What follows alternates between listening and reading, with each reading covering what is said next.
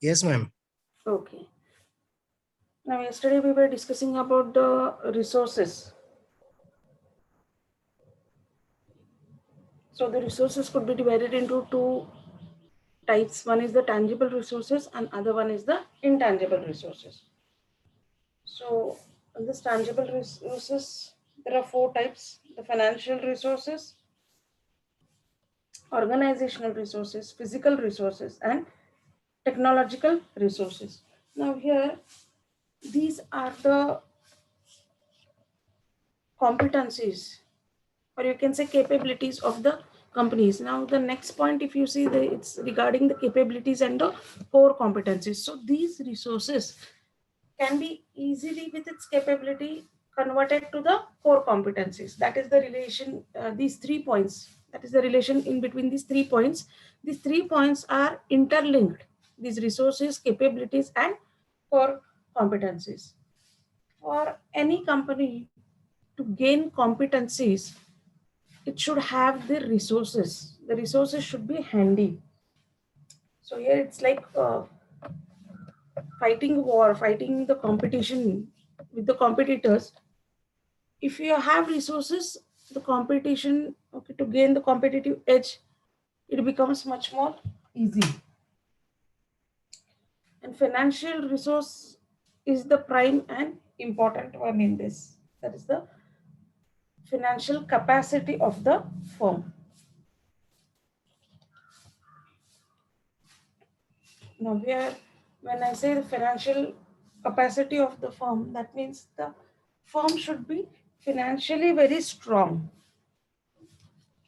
or it should be in a position to make arrangements of funds.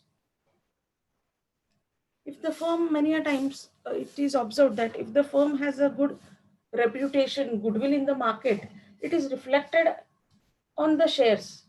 That is a stock market. Easily, the company can come up with funds, arranging the required funds through the shares. The organizational resources is related to the internal part, its formal structure, its reporting structure, the controlling, the coordinating systems. Some of the companies, they pride on their structural frameworks, organizational structural frameworks, which gives a competing edge for the companies. The physical resources are not much in the hands of the company, but if it exists with the company, it becomes one of the tool in this competitive market, like location of the plant, the equipments, the access to the raw material, and technological resources is with reference to the technical aspects, the research and development part. Maybe a company has some secret formula to manufacture a particular product. It has its patents, it has its copyrights, it has its trademarks over the logo or over the brand name. It has certain trade secrets which are protected by law. The competitors, in any case, cannot imitate it. So that becomes a resource for the companies. So these are some of the tangible resources. Now,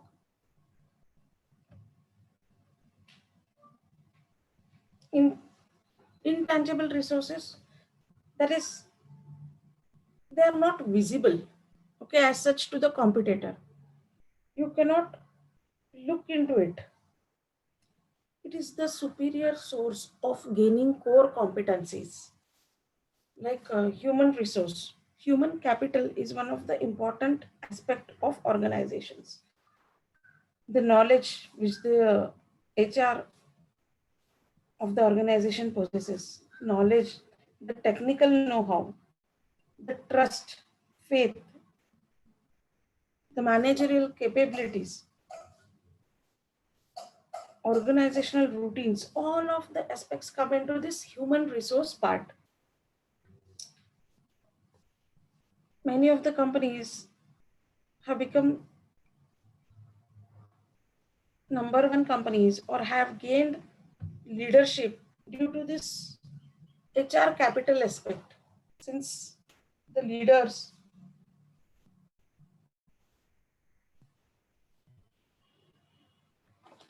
take all the efforts and exert themselves up to the maximum possible extent and are devoted with the companies. That is the intangible resource. Nobody can copy it because human beings, they have their own capabilities. The innovation resources. Innovation resources, the ideas, the scientific capabilities, the capacity to innovate. These are all the innovation resources. Now here, to innovate also, there should be flexibility. There should be say for the employees in the organization. Also, the company should support the research and development wing. Then only this innovation is possible. Some of the companies, they spend huge amount in improving the efficiency of their R&D department. So they believe that innovation can be one of the core competencies, where each and every now and then they experiment with reference to the products or services rendered. How better and better they can make these services available to the customers or the products available to the customers is the objective of these companies.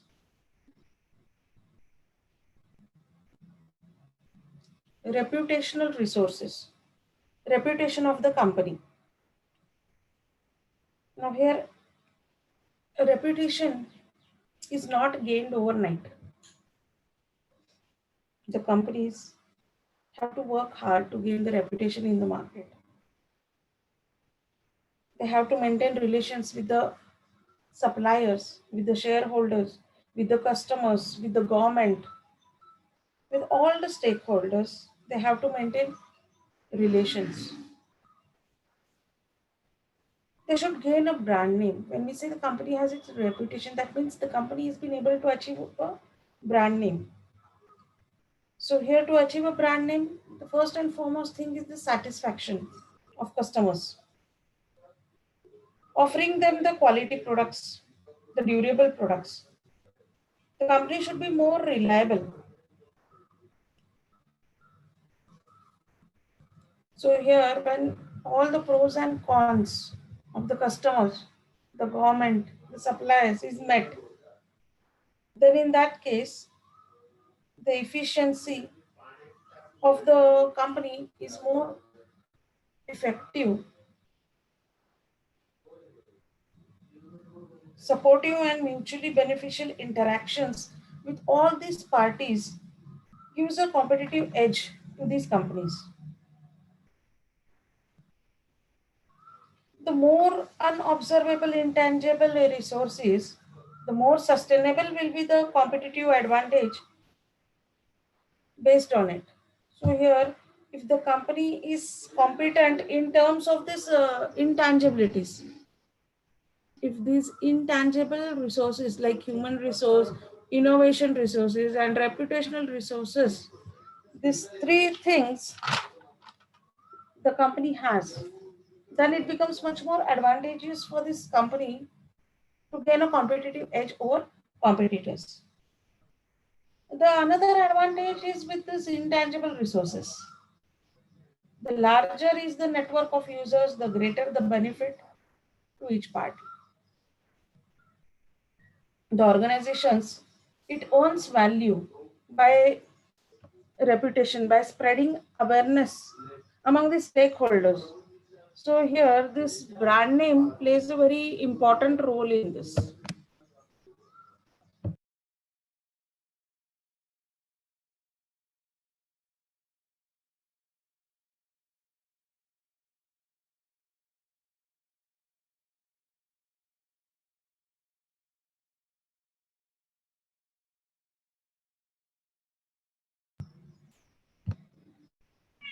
So this is about the first part, that is the resources. Now here only gaining or possessing the resource will not help, but how meticulously you make use of these resources is also important. If the company has resources and it does not has the capabilities, then the things will not work. With these resources, with the pool of these both tangible and intangible resources, the company should be capable enough to move ahead. Now, this is about the resources part. The next part is the capabilities. Now, capabilities exist when resources have been integrated to achieve a specific task or a set of tasks. So here, integrating all these resources, maybe at a certain point of time, you require financial resources, you require human resources, you require reputational resources and innovation resources. You club together. Suppose you want to achieve a particular task. In that case, all these resources are integrated. They come together to achieve a specific set of tasks to complete the objectives with reference to one particular project or one particular task. All these are used or utilized up to the optimum mark. Here it is challenging for the managers. Okay, so here their capabilities, the managerial skills act in integrating these resources. Now here this task, the set of tasks may range from just HR selection, hiring a person, to the product development, to the marketing, research and development activities. Anything may be this set of tasks to be achieved or objectives to be achieved. The capabilities, they are based on developing, carrying and exchanging information and knowledge through the firm's human capital. So basically capabilities is with reference to human capital. How people in the organization make use of the resources to gain a particular objective. That is what is reflected in their capabilities. Now here if we consider the client specific capabilities, that is repeated interactions with clients, understanding the needs of the clients,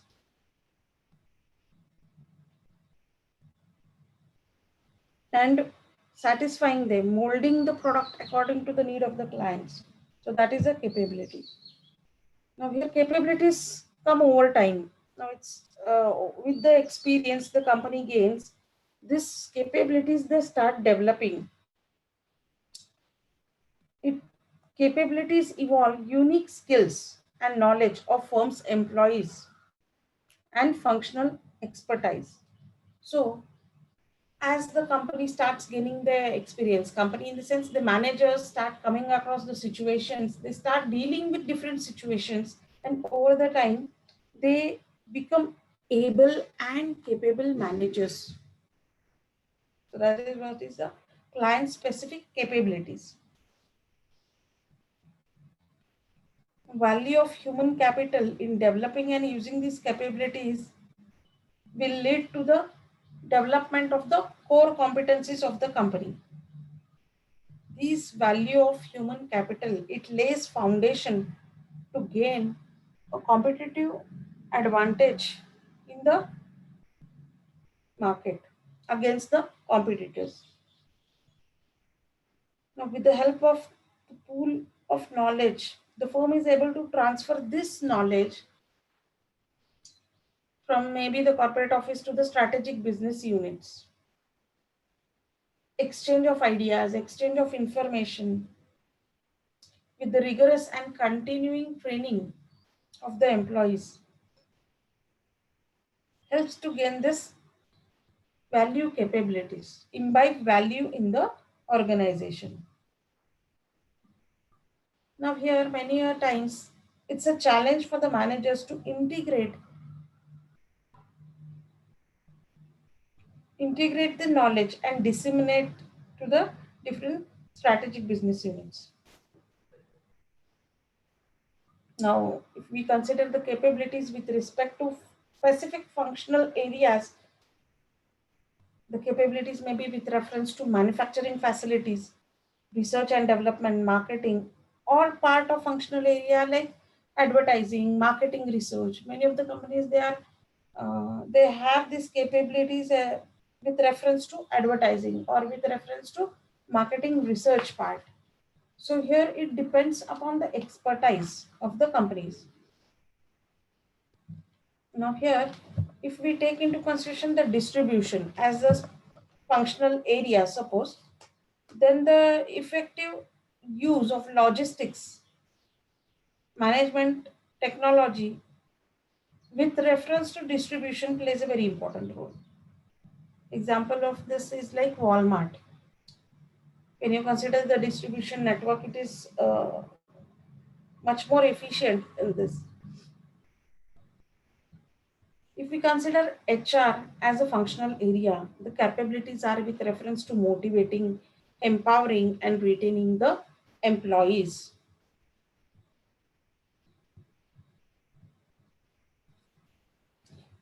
Management information system, another functional area. Here, the effective and efficient control of inventories through point of purchase data collection methods are considered. So, your companies give much more importance to this data collection part, that is management information system, MIS, and try to gain the knowledge, try to understand the situation of the firm. Now, such firm believe in having the automated part. They believe more in this automated generation data collection. They won't believe that their resources should be wasted in the manual work. Instead, they can buy the automatic packages which are available for different functional areas, which will reflect the figures, the facts and the figures at a glance. So simplifying the procedures is the objective of such companies. If marketing is considered as a functional area, then effective promotion of the brand name, the products, the effective customer service, innovativeness, the merchandising are the focus of the company. The FMCG companies like P&G, HLL, they are the examples of these type of capabilities. If we consider the management, where the vision becomes much more prime motive, and the effect of organization structure, where the managers are given the leverage, or the managers are the assets for the companies like PepsiCo company. Similarly, if manufacturing is considered, the design and production skills, the product and design quality, miniaturing of components, like Sony company has been successful in miniaturizing the components.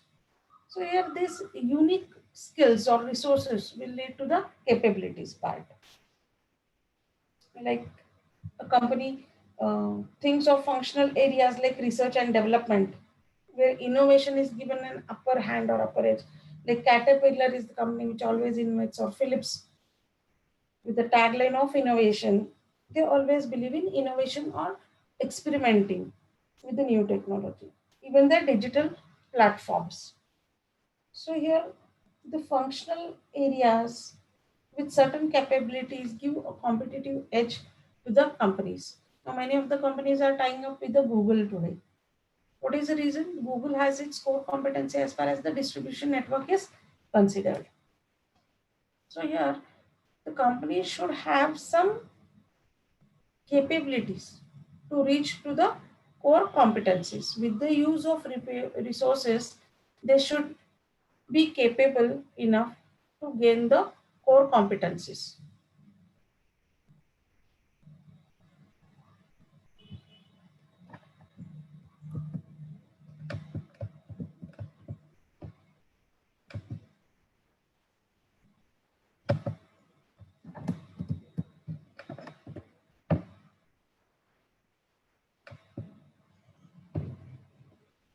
Now coming to the next part is the core competencies. What are the core competencies?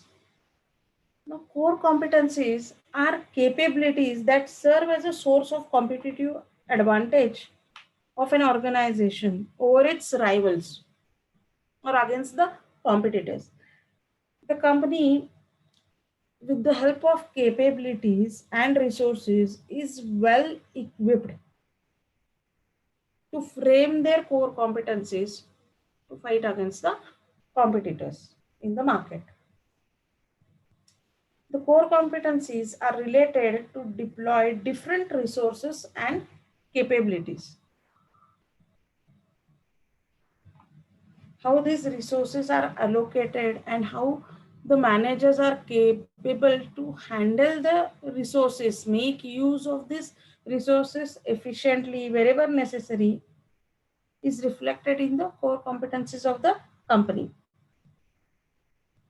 Now, core competencies are the activities that the companies undertake to add value to the offering. The offering may be a product, it may be a service, it may be a distribution channel, it may be their R&D department or technical technology, etc.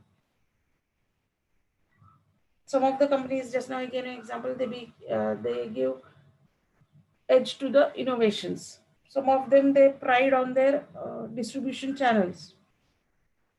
So here the companies add value to the offering to gain the core competencies. Now, when we consider building these core competencies, how the companies can take these core competencies seriously, how they can build them.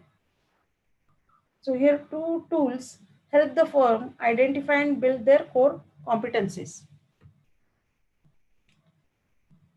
The first one is the 4 specific criteria of sustainable competitive advantage that firms can use to determine these capabilities that are core competencies. The first one is there are 4 criteria of sustainable competitive advantage, and another tool, next tool, is value chain analysis. That is value creating competencies that should be maintained, upgraded, or developed by the organization. Now let's first see the 4 criteria. The first part, first tool to build the core competencies for the organization. There are 4 criteria of sustainable competitive advantage. Now, capabilities that are valuable are rare. They are costly to imitate and non-substitutable core competencies. Now, these are the sources, these capabilities, they are the sources of competitive advantage against the competitors. Every core competence is a capability. Now, understand this, every core competence is a capability, but not every capability is a core competence. Valuable and unique capabilities only can take the form of core competencies.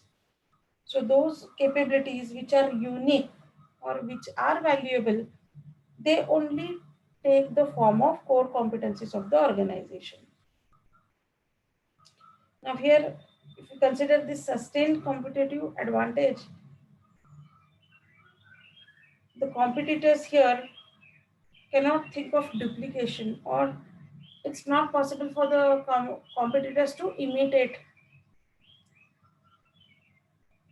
these competencies. The 4 criteria are, the first one is the valuable capabilities.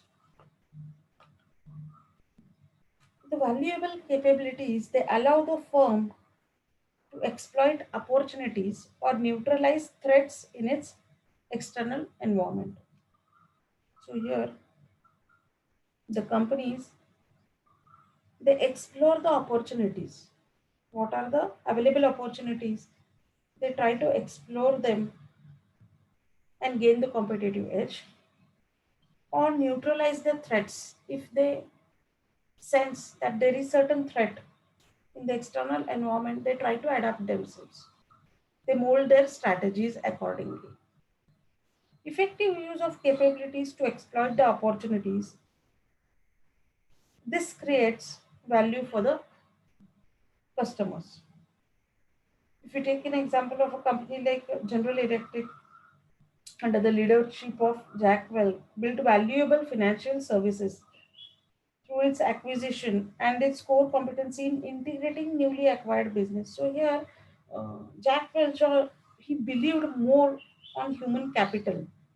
He used to say that value, the foundation of value creation for any organization is the human capital. If you gain the hearts of the people, it becomes very easy to integrate the systems or imbibe the values among the people, among the employees. So here, basically, the value of the organization is taken into consideration to enhance the valuable capabilities. The next is the rare capabilities. Rare capabilities are few. That is, very few of them they possess these rare capabilities as compared to the competitors. How many competitors come with this valuable capabilities? So there are certain rare capabilities which are reflected, and they are also not imitatable by the competitors. Competitive advantage develops only when the firms develop and exploit valuable capabilities. And again here, these valuable capabilities may also be considered the rare capabilities. Now the next is costly to imitate. That is, the competitors cannot easily copy the strategies or the competencies. Now here, the firm may develop capabilities because of its unique historical conditions, maybe the history of the organization, the foundation or the founder of the organization, his values imbibed in the organization, his background, everything matters. The firm's culture lays a strong value foundation to the organization. It's the link between the firm's capabilities and its competitive advantage, which is casually ambiguous here. That is, competitors are not able to make out or identify and understand its core competencies and capabilities. That's why it becomes very much costly to imitate. It becomes difficult to copy. The social complexities also involved in this. Means that at least some and frequently many of the firm's capabilities are the product of complex social phenomena. That is a trust among the managers and the employees, the founder and the managers, the interpersonal relationships of the employees, the reputation of the organizations. These are some of the examples of socially complex capabilities. So here, whatever is the trust, confidence, mutual understanding between the employees or the managers, the other company, the competitor company cannot copy these things. And for this, uh, it should have a strong structure and smooth functioning of tasks. Next is the non-substitutable capabilities, which cannot be substituted. The firms that do not have strategic equivalents, the firm's value creating strategies has no substitute. Value cannot be copied by the competitors. It's a challenge for the competitors. They cannot imbibe them among their employees in their organization. It takes a long to imbibe the values among the employees, to build a interrelationship between the managers. to develop trust and faith about the company among the employees. Now, only these four criteria, they build the core competencies towards a competitive, sustainable advantage. Now, let's have a look at the second tool. The second tool is value chain analysis. Value chain analysis, it helps firm to analyze the part of its activities or operations that create value and those that do not. So here the firms should analyze the value part, the importance of value in its activities or operations. Through value chain, a firm understands their cost position and identify various means that facilitate implementation of chosen business level strategy. When the company thinks of any strategy, it should think about the value chain also. Now value chain analysis is divided or segmented into two parts: the primary activities and the support activities. Now, products physical creation, its sale and distribution to buyers, and its service after sale comes into the primary activities. Products physical creations means creation of the products or services to satisfy the customers. One thing is when the customer demands a product, or second thing is company innovates the product. Now here, when company innovates a product, it takes into consideration the need of the market, that is the need of the customers, and then only it offers the product. So that is what is the physical creation. Its sales and distribution to buyers. So how the product is made available to the customers easily, conveniently, its accessibility to the buyers is looked upon in this primary activities. So it deals with the channel of distribution and its service after sale. Many a times, after sale service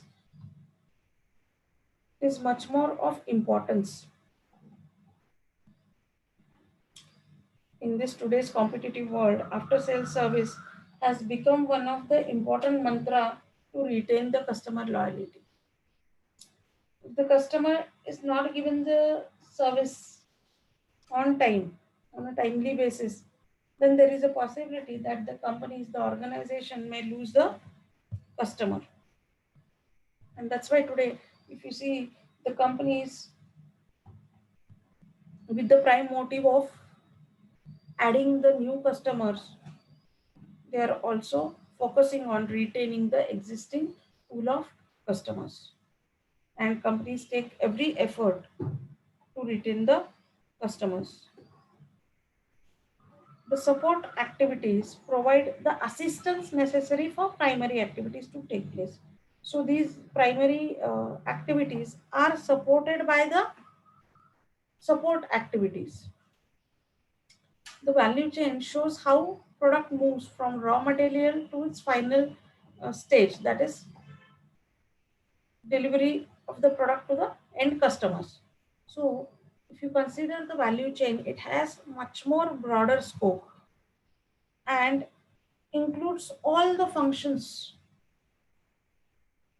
functional activities rather, right from procuring the raw material, the production processes, the packaging of the goods, the testing of the goods, through the distribution channel, the product reaches the end customers. All this is a part of value chain analysis. And that's why we say that it has a much more broader scope. It takes into consideration the back end operations, the operations with reference to forward linkages also. without incurring extra costs. Adding value in these activities at every stage is a challenge for the managers. Now, this can prove to be a core competencies. Suppose a company comes up with a unique level in the production processes, or comes up with a new product, or develops a new means to reach the customers, that is distribution channel, then it adds value to these activities. It proves a very important linkage among the people, basically. Now, the evolution of IT or internet has helped the companies in adding value to the knowledge processes. With the advent or with the help of internet, the companies have revolutionized the time factor. Reaching to the masses, reaching to the customers has become much more simple and easier for the companies. The primary activities, they include the services part, marketing and sales, outbound logistics, the operations part, the inbound logistics. All are the primary activities. And the support activities include the firm infrastructure, the human resource management part, the technological development part, the procurement part. These are all the activities or support services which help the primary activities. Now, to be a source of competitive advantage, a resource must allow firm to perform activity that provides value superior as compared to the competitors. So here, at each and every stage of the performance of any activity, the superior value should be added as compared to the competitors. Now here, in services industries, many a times the employees are the reflection of the company, or the employee's face is the reflection of the companies. And hence, the values are imbibed through continuous and rigorous training process. The employees are given training so that tomorrow they should reflect the value to the customers. To perform a value creating activity that competitors cannot perform. So here, every now and then the companies think of adding something new which is of value to the customers. Now here, on a continuous basis, the companies are monitoring the competitors, what the competitors are offering, what value they are adding, and what we can think of adding in this. Now, to concentrate or to give 100% with reference to a particular function or activity, many of the companies are thinking of outsourcing. Suppose if the company is much more competent in production process, in R&D, and they just want to get rid of distribution channels, they can outsource this responsibility to a firm which has proven its competency in distribution network. So when you outsource any of the activity, when the company thinks of outsourcing the activities, that means it's not the company is not capable. It means that the company wants to focus and concentrate on these primary activities, few activities where they can get the competitive advantage. And they do not want to take a chance with reference to the activity which is outsourced, where it feels that we are not that much competent in that area, they outsource it. And for that, they are ready to give the remuneration to the other company. Today, this part of outsourcing is gaining importance.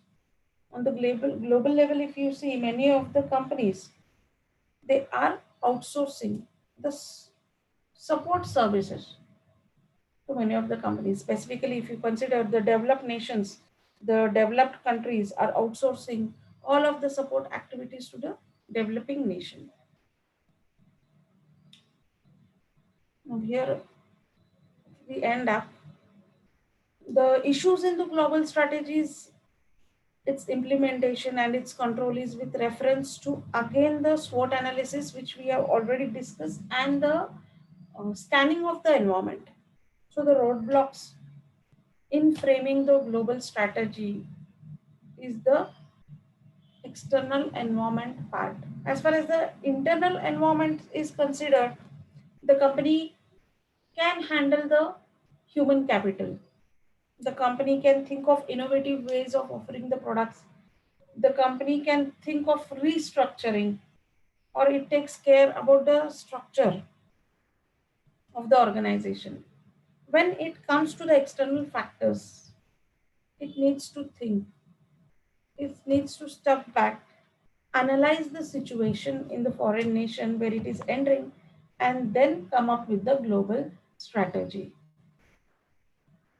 The global strategy may be unique, standardized, or maybe customized. Now, it depends upon the company, what type of strategies the company wants to plan.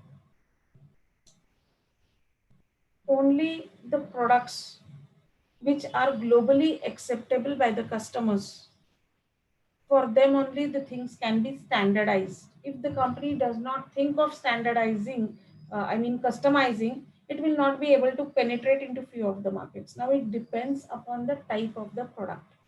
If it is with reference to automobile, if it is with reference to electronic goods, if it is with reference to technological part, innovation part, then global standards, they meet the global standards and everywhere the product or the offering is acceptable. But if it is into some other part, like hotel industry, hospitality industries, then it needs to mold its strategies according to the requirement of that particular strategic business units. Now here today we have completed with this part of the syllabus with this course. Now it's a very vast course, actually very interesting, very vast, but due to time constraints, we have to take into consideration all the points. I have tried to explain all the points. Now start preparing for the exam. Any doubts?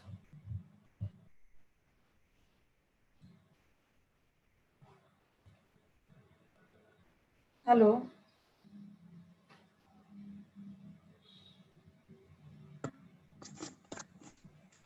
Yes, ma'am. So shortly I will be giving you the MCQs also for this subject, for this course,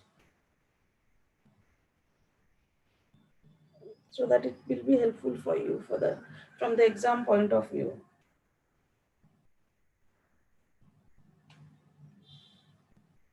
Okay, then today we will stop here.